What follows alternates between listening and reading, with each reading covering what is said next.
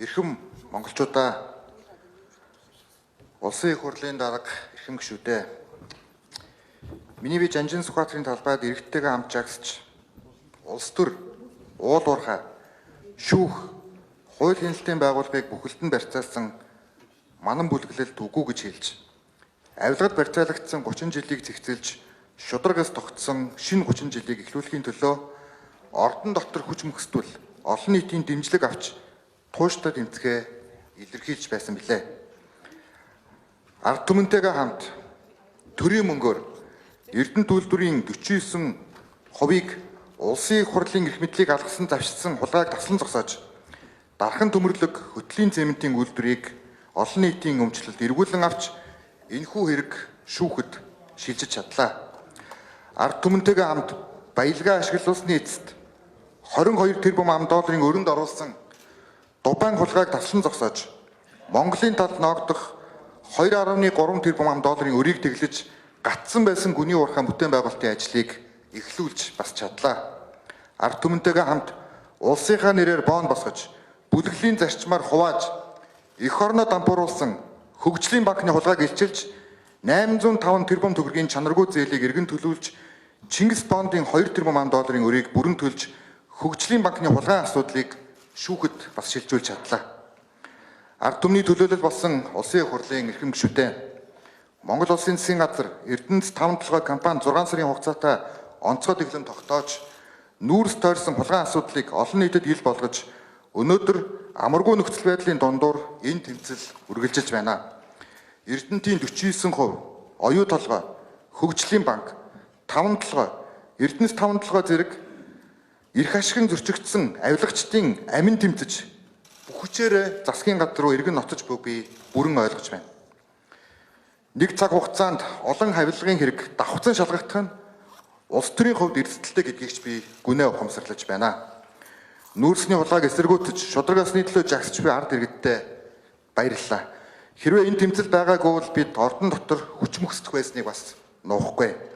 Яагаад гэвэл Монголын экспортын 93%-ийг уул уурхай бүтээгдэхүүн тэр дундаа нүүрстэйс бүрдүүлдэг бол 5 толгойн ордон нүүрсний нийт экспортын 50%-ийг дангаараа бүрдүүлдэг Монголын нийт ард түмний баялаг юм а. Тийм ч учраас уул уурхай тэр дундаа нүүрс тойрсон далд эдийн засаг тэдний төлөөллийг хангасан улс төр бизнес хууль хяналтын байгууллагын сүлжээ ам бөхтөө өнгөрсөн 30 жил оршин тогтнож байна. Энийг л би нам дамнсан манан бүлэглэл гэж томьёосоор ирсэн. Зэсийн луврыг шалгах их хурлын гишүүдийн саналтаа би бас санал нэг байгаа. Нүүрс болон зэсийн судсыг авилгаас бүрэн чөлөөлөхгүйгээр Монгол улс хөгжил дэвшлийн тухай иргэдийн баян ядуугийн ялгаа хэд гүнзгийрсэн орлогын тэгш бус байдлыг арилгах тухай ард түмний сонголт мөнгнөөс ангид байж шудраг төр засаг байгуулах тухай үндсэн хуулиндаа тунхагласан хүмүүнлэг иргэний арчсан нийгмийг цогцлох тухай ойлголт байх ямар ч боломжгүй гашуун бөгөөд бодит дүнм билээ. Улсын их хурлын эрхэм гишүүдээ Монгол улс шинэ үндсэн хуулиа баталж арчсан тогтолцоонд шилжснээс хойш яг 30 жилийн хугацаа өнгөрлөө.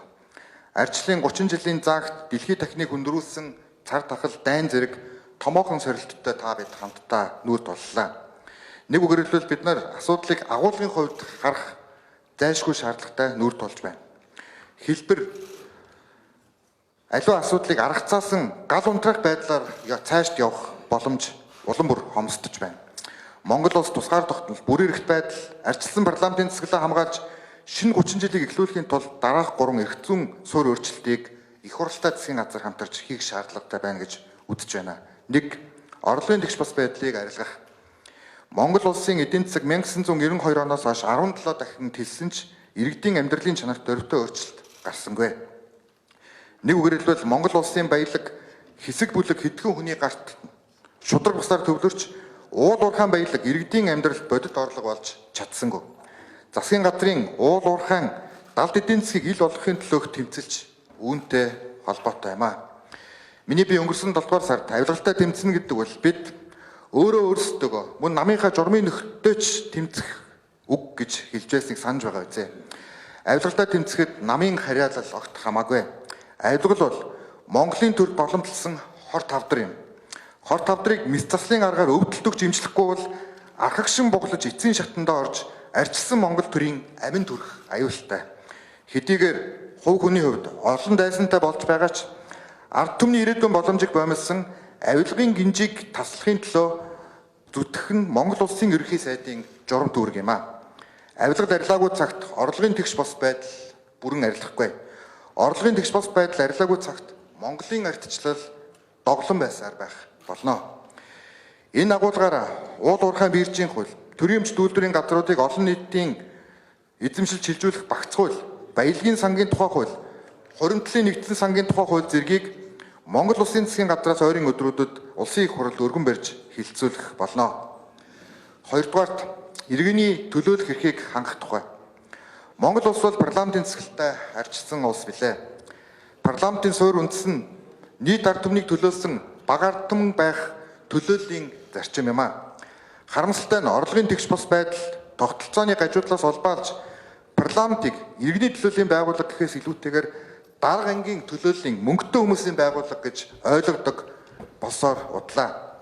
Энгийн иргэн хоёр том намын гишүүнчлэгүй иргэний сонирхлын төлөөллүүд, багш, эмч, инженер техникийн ажилтнууд, сэхэтнүүд, малчин тариаланчид, оюутан залуучууд, ахмад дунд үеийнхэн, хөгжлийн бэрхшээлтэй иргэд үйлдвэрчний эвлэл болон ажилчдын төлөөлөл, нийгмийн цөөнхийн төлөөлөл парламентд сонгогдох нь өдрийн од мэд ховор байсныг өнгөрсөн 30 жилийн статистик түүх хангалттай нотлоно. Ардчлал бол эрх мэдэл, эд хөрөнгө, хэд цөөнхөд төвлөрснийг эсэргүүцэж гарч ирсэн засаглалын хэлбэр билээ. Энэ утгаараа парламентын ардчлал бол төр эрхэн хоёрыг холбосон төлөөлийн төв байгууллага бүрэн төлөөлөх ёс зүйн өндөрлөгийн тухай ойлголт билээ. Тийм ч учраас сонгодог парламентын засаглалыг төгөлдржүүлэх зорилгоор үндэсний их зөвшөлтсөлийн ажлын хэсэг байгуулж иргэний төлөөлөх эрх, иргэний хяналт тавих эрхийг өргөдгөх эрх зүйн цог шинжилгээг улсын их хурлын эрхэм гишүүд, улс төрийн нийт намууд, иргэний нийгмийн байгууллагууд ард нийтдээ уриалж байна. 3. Хариуцлагын тогтолцоог чангатгах. Монгол улсын эрүүгийн тогтолцоо бол ард иргэдэд хатуу, авилагчдад зөөлөн байна гэж олон нийт шүүмжилж байна. Дуйланд хэрэгүүд шүүхийн шатанд замхарч, шүүхээр эцэслэн шийдэгдсэн хэрэгүүд гадны өмгөөллийн компаниудаар задарч, тэр бумаар хулгайлсан лувирчид хэлбэржүүлсэн зарчмаар яд завшиж, гавья байгуулсан мэт олон нийтийн сүлжээнд таавараа тарвалдж байгаа нь ард түмэн хилэгнэн уурсаж байна. 13-нд алтан бөгчтэй хууль сахиулагчдыг шударгаас тогтооно гэдэгт олон нийт эргэлдэж байна. Зайсангийн амнаас санзаан цуслан хүртэл G класс хөлөглөж тансаг хаусанд амьдарсан төрийн алан хаагчдыг орлогоо нотлохыг мөн олон нийт шаардж байна.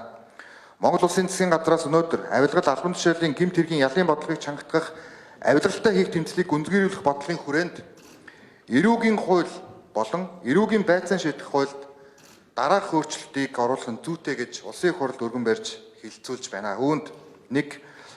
Авилгал албан тушаалын хэрэгт холбогдож шүүхээр шийтгэгдсэн этгээдийг нийтийн албанд ажиллах эрхийг нь бүх насаар нь хасах, өршөөл уучлал үзүүлэхгүй байх, бүх шатны сонгуульд өрсөлдөх эрхийг хасах. 2.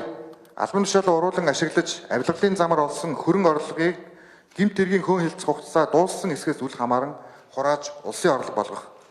Эрүүгийн хуулийн 22 дугаар бүлгийн авилгал албан тушаалын гэмт хэргийн хэлбэршүүлсэн журмаар хэн шийдвэрлэдэг эрх зүйн орчныг хүчингүй болгох. 4.